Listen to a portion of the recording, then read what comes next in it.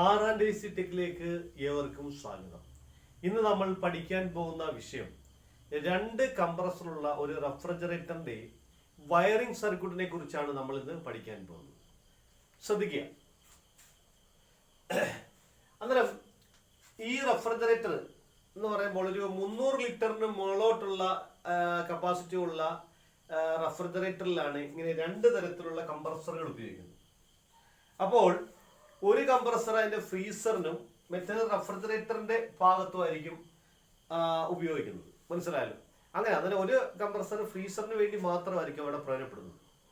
ബാക്കിയായിരിക്കും നമുക്ക് റെഫ്രിജറേറ്ററിന്റെ ഭാഗമായിട്ട് ഉപയോഗപ്പെടുന്നത്. ശ്രദ്ധിക്കുക. അന്നേരം അതിന്റെ ഒരു വയറിംഗ് സർക്യൂട്ടാണ് നമ്മളിവിടെ ഈ ബോർഡിൽ കൊടുത്തിരിക്കുന്നത്. അന്നേരം ഇവിടുത്തെ ഒരു പ്രത്യേകത എന്ന് പറഞ്ഞാൽ രണ്ട് തെർമോസ്റ്റാറ്റുകൾ കാണും.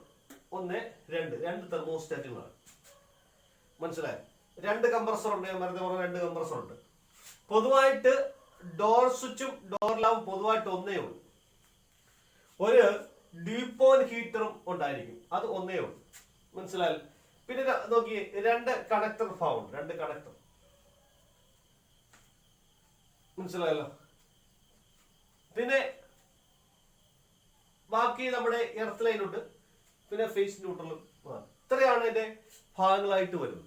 ശ്രദ്ധിക്കുക. അന്നേരം നോക്കി ഒന്നുകൂടെ ഞാൻ പറയാം.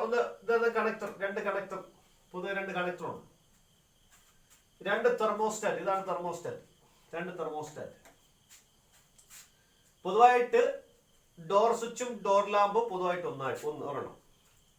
ഒരു ഡീപ്പോൺ ഹീറ്റർ, കംപ്രസർ, രണ്ട് കംപ്രസർ, ഒന്ന് ഫ്രീസറിന്റെ ഒന്ന് പൊതുവായിട്ടുള്ള റെഫ്രിജറേറ്ററിന്റെ ആയിട്ട് അങ്ങനെ വരും. എന്നാലും ശ്രദ്ധിക്കുക. അന്നേരം നമ്മുടെ ഫേസ് ലൈൻ ആദ്യത്തെ കണക്ടറിൽ വന്ന ശേഷം, ഇതാണ് ഫേസ് ലൈൻ. ഫസ്റ്റ് കണക്ടറിൽ വന്ന് ആ കണക്ടറിൽ നിന്ന് തെർമോസ്റ്റാറ്റ്, ഇതാണ് തെർമോസ്റ്റാറ്റ് ലൈൻ. ആ തെർമോസ്റ്റാറ്റിലേക്ക് വന്ന ശേഷം തെർമോസ്റ്റാറ്റിൽ നിന്ന് നേരെ വീണ്ടും കണക്ടറിലേക്ക് വരിക. ആ കണക്ടറിൽ നിന്ന് വീണ്ടും നോക്കി, കണക്ടറിൽ നിന്ന് വീണ്ടും അത് നേരെ കംപ്രസറിലേക്ക് പോയി. അന്നേരം തെർമോസ്റ്റാറ്റ് വഴി എപ്പോഴും കംപ്രസറിലേക്കാണ് വരുന്നത്. അന്നേരം ഒരു ഫേസ് നേരെ ആദ്യത്തെ കംപ്രസറിലേക്ക്, ഫസ്റ്റ് കംപ്രസറിലേക്ക്. മനസ്സിലായല്ലോ? ഇനി നോക്കി, അടുത്തത് നോക്കി, ഇവിടുന്ന് ഒരു ഫേസ് ലൈൻ, ഇവിടുന്ന് ഒരു ഫേസ് ലൈൻ നേരെ ഡോർ സ്വിച്ച് വഴി ഡോർ ലാമ്പിലൂടെ നേരെ അടുത്ത ഭാഗത്തേക്ക്. എന്ന് വെച്ചാൽ ഡോർ സ്വിച്ചിന്റെ ഒരു ഭാഗത്ത് ഫേസ് വന്നു, ഈ ഡോർ ലാമ്പിലേക്ക് ഒരു ഫേസ് ലൈൻ ഇവിടുന്ന, ന്യൂട്രൽ ലൈൻ ഇവിടുന്ന് നമ്മൾ കണക്ടറിലേക്ക് കൊടുത്ത് നേരെ ബൾബിലേക്ക് കൊടുത്ത്, അങ്ങനെ ഈ ബൾബ് പ്രകാശിക്കും. മനസ്സിലായല്ലോ? പിന്നെ നോക്കി, ഇവിടുന്ന് ഒരു ന്യൂട്രൽ ലൈൻ നേരെ ഇതുവഴി ലിങ്ക് ചെയ്ത് നമ്മുടെ അടുത്ത ഭാഗത്ത്, കണക്ടറിന്റെ അടുത്ത ഭാഗത്തേക്കും, ആ ന്യൂട്രൽ ലൈൻ വീണ്ടും നേരെ വന്ന് കംപ്രസറിലേക്കും വരും. അങ്ങനെ കംപ്രസറിലേക്ക് ഫേസ് ന്യൂട്രലും കിട്ടി. ഇവിടെ നോക്കി, ഈ കണക്ട് ചെയ്ത് ഈ പോയിന്റിൽ നിന്നും ഡ്യൂപ്പോയിന്റ് ഹീറ്റർ ഓരന്റിലേക്ക് പോയി, ഒരു ന്യൂട്രൽ ലൈൻ. മനസ്സിലായല്ലോ? അന്നേരം ഇനി നോക്കിയാട്ടെ, നമ്മള് ഈ ഫസ്റ്റ് കംപ്രസറിലേക്കുള്ള ലൈൻ കംപ്ലീറ്റ് ആയിട്ടുണ്ട്. സെക്കൻഡ് ലൈനിലേക്ക് വരുന്നത് നമ്മൾ ഇവിടുന്ന് പോയിന്റ്, ഈ പോയിന്റിൽ നേരെ ഒരു ഫേസ് ലൈൻ അടുത്ത കണക്ടറിലേക്ക് പോയി.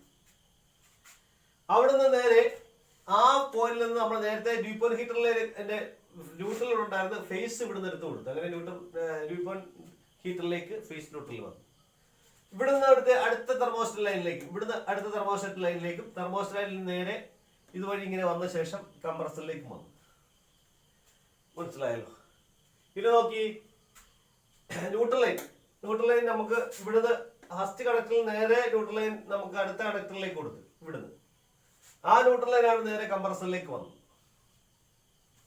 മനസ്സിലായല്ലോ? അങ്ങനെ ഫേസ് ന്യൂട്രലും നമ്മുടെ രണ്ട് കംപ്രസറിലേക്ക് വന്നു കഴിഞ്ഞു. ഇനി നോക്കി, എർത്ത് ലൈനാണ് കൊടുത്തത്. എർത്ത് ലൈൻ ഒന്ന് നോക്കി, ഇവിടെ തെർമോസ്റ്റാറ്റിൽ നിന്ന് ഒരു എർത്ത് ലൈൻ നേരെ എർത്ത് ലൈനിലേക്ക് വന്നു.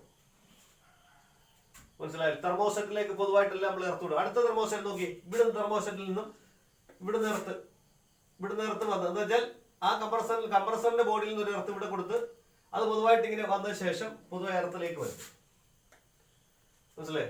ഫസ്റ്റ് കംപ്രസറിന്റെ എർത്ത് ലൈൻ ഇവിടുന്ന് എടുത്തു കൊടുക്കുകയും ചെയ്തു. അങ്ങനെ ആ സർക്യൂട്ട് പൂർണ്ണമായി. മനസ്സിലായി? അത്രയേ ഉള്ള ഒരു ഡബിൾ കംപ്രസർ, ഒരു റെഫ്രിജറേറ്ററിന്റെ വയറിംഗ് സർക്യൂട്ട്. ഞാൻ വീണ്ടും ഒന്നുകൂടെ അത് പറയാം, ശ്രദ്ധിക്കുക.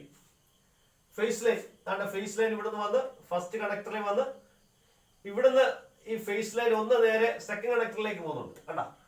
ഇവിടെ സെക്കൻഡ് കണക്ടറിലേക്ക് പോവാം. ഒരേ സമയം ഫേസ് ലൈൻ ഫസ്റ്റ് കണക്ടറിൽ സെക്കൻഡ് കണക്ടറിലേക്ക് പോകും.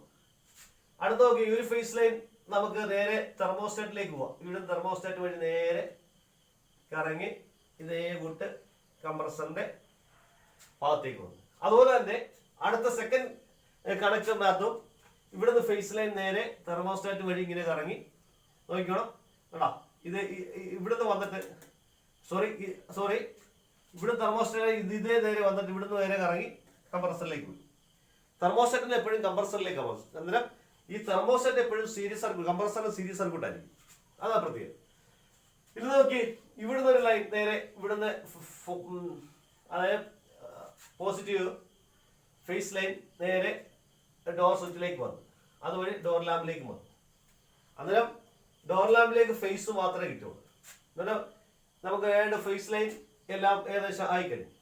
ഇനി ന്യൂട്രൽ ലൈൻ നോക്കി, ന്യൂട്രൽ ലൈൻ ഇവിടുന്ന് വന്നിട്ട് ഫസ്റ്റ് കണക്ടറിലേക്ക് വന്ന് ഫസ്റ്റ് കണക്ടറിൽ നോക്കി ഇവിടുന്ന് ഇങ്ങനെ ലൂപ്പ് ചെയ്ത് ഇവിടേക്ക് വന്ന് ആ ന്യൂട്രൽ ലൈൻ നേരെ വന്ന് കംപ്രസറിലേക്ക് വരിക. മനസ്സിലായല്ലോ? ഇവിടുന്ന് ന്യൂട്രൽ ലൈൻ നേരെ ഇവിടുന്ന് അടുത്ത സെക്കൻഡ് കണക്ടറിലേക്ക് വന്ന് സെക്കൻഡ് കണക്ടറിൽ നേരെ കംപ്രസറിലേക്ക് വന്നു. മനസ്സിലായല്ലോ? അത് ന്യൂട്രൽ ലൈൻ കിട്ടി. ഇനി അടുത്ത് നോക്കി, ഈ ഇവിടുന്ന് ഫേസ് ലൈൻ ഡ്യൂ പോയിന്റ് ഹീറ്ററിലേക്ക് കിട്ടി. ഇനി ന്യൂട്രൽ വേണം. അതിന് നമ്മൾ ഇവിടുന്ന് ഒരു ലൈൻ നേരെ ഡ്യൂ പോയിന്റ് ഹീറ്ററിലേക്ക് കൊടുത്തു.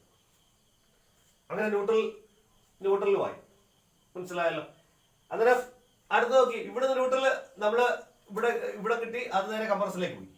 അന്നേരം ഫേസും ന്യൂട്രലും രണ്ട് കംപ്രസറിലും കിട്ടി, പ്രവർത്തനമായി. ഇനി എർത്ത് ലൈൻ തെർമോസ്റ്റാറ്റിന് എർത്ത് ചെയ്യണം, കംപ്രസറിന് പൊതുവായി എർത്ത് ചെയ്യണം. മനസ്സിലായല്ലോ? ഇവിടെ നോക്കി, ഇവിടുത്തെ നമുക്ക് നോക്കാം. തെർമോസ്റ്റാറ്റിന് നേരെ എർത്ത് ലൈൻ, ഇവിടുന്ന് എർത്ത് നേരെ വന്ന് എർത്ത് ലൈനിലേക്ക് കൊടുക്കും. മനസ്സിലായോ? ഇനി നോക്കി, കംപ്രസറിൽ സെക്കൻഡ് കംപ്രസറിൽ ഇവിടുന്ന് നേരെ എർത്തിലേക്ക്, എന്നിട്ട് ഇവിടുത്തെ എർത്തായി.